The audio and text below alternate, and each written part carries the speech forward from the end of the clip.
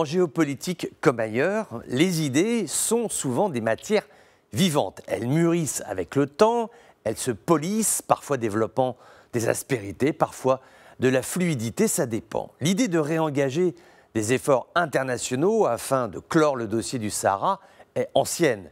L'administration Trump a donné une indication claire sur la souveraineté des provinces du Sud. La nouvelle équipe Biden ne reviendra pas dessus.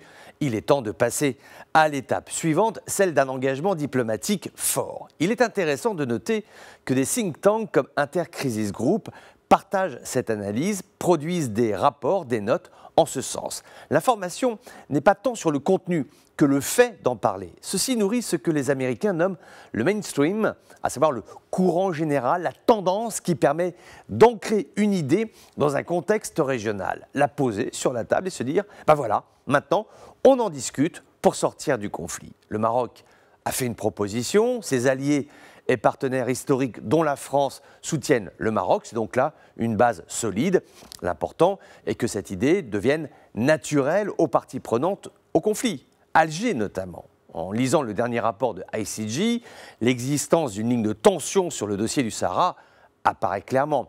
Une raideur algérienne, un discours formaté par les décennies et qui donne peu d'espace à la marge, peut-être de peur que le château de cartes ne s'effondre. D'ailleurs, personne ne dit que le dossier est simple et facile pour Alger.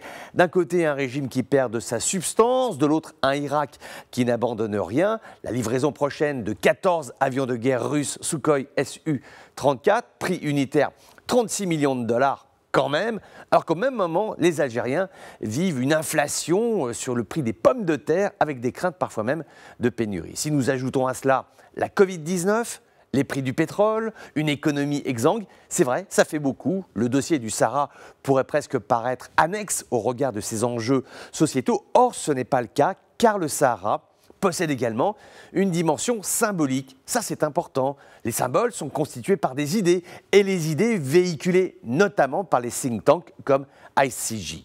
Idées qui participent à établir un principe de réalité. Le suivant, ce n'est pas parce que nous sommes en prise à un conflit de basse intensité qu'il faut y renoncer et attendre les prochaines flambées de mercure pour s'en souvenir. Non, c'est d'ailleurs tout l'enjeu des prochaines semaines, des prochains mois, la relance d'un processus diplomatique. L'ONU devrait prochainement nommer un nouvel envoyé spécial dans la région.